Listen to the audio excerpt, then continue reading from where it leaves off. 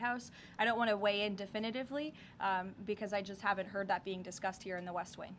And then secondly, I know President Trump says we're ahead of schedule in achieving his military objectives in Iran.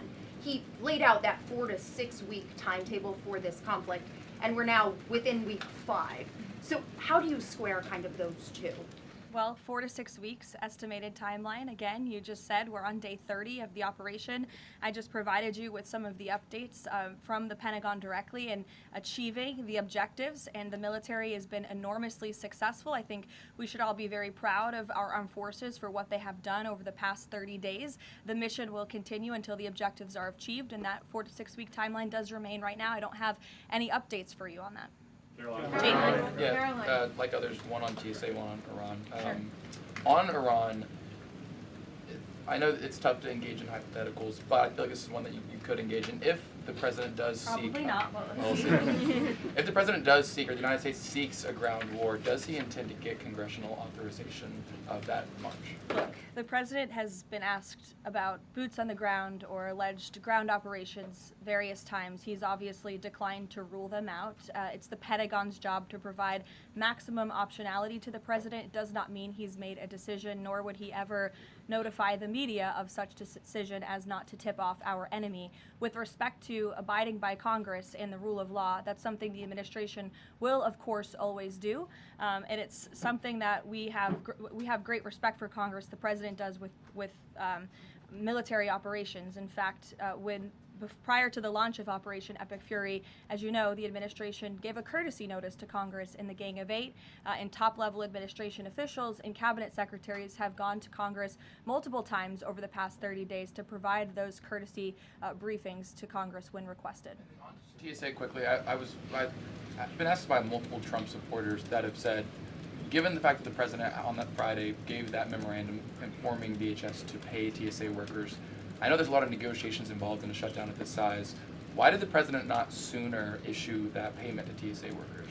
Well, it's because of the Democrats voting 7 times against reopening the Department of Homeland Security that we came to a place of an existential crisis. I mean, you saw the lines at various major airports across the country, American travelers really paying the price for Democrats' partisan games. And so the president worked with his legal team here at the White House and the Office of Management and Budget to find a solution to take care of the emergency that we were seeing in air travel across the country.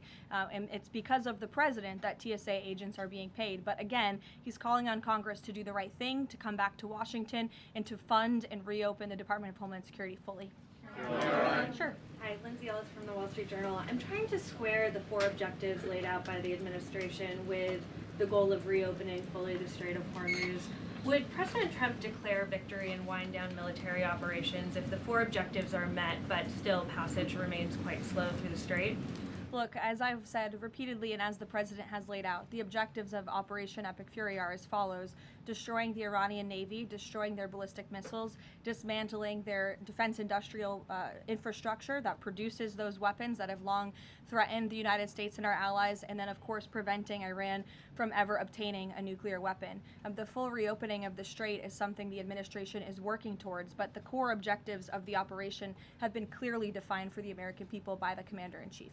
The president posted this morning about his threat that on leaving Iran, he said we might blowing up and completely obliterating all of their electric generating plants, oil wells, Harg Island, and possibly all desalinization plants. Under international law, striking civilian infrastructure like that is generally prohibited.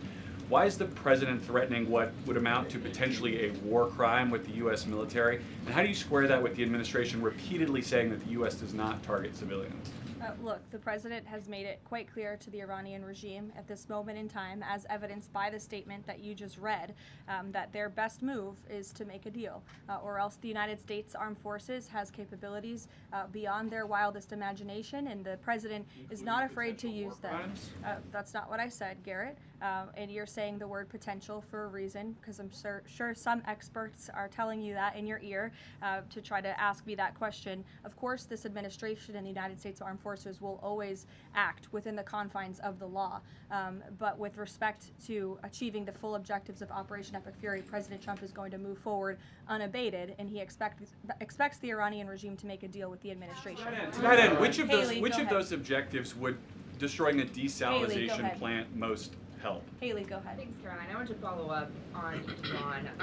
When you're describing that the Iranians you're in contact with are being more reasonable this time around in discussions, what specifically are you hearing that is leading you to that conclusion, and how are you defining what's reasonable versus unreasonable in that regard? I'm not going to detail the private and sensitive conversations that are taking place between the United States and Iran right now. But generally speaking. Generally speaking, the president gave you the answer. What we're hearing from them is more reasonable. They have agreed to some of the points the United States laid out, as the president said last night aboard Air Force One. But again, as for the specifics, as these negotiations are ongoing, we're not going to broadcast them to the world unless the president chooses to do so, which he has the full right to do as the leader of the free world. On Cuba, the president threatened to tariff any country that would send oil to Cuba, but now the U.S. is letting this Russian tanker to Cuba. Is this a policy change, or is he willing to let more tankers into Cuba now? This is not a policy change. There has not been a formal change in sanction policy.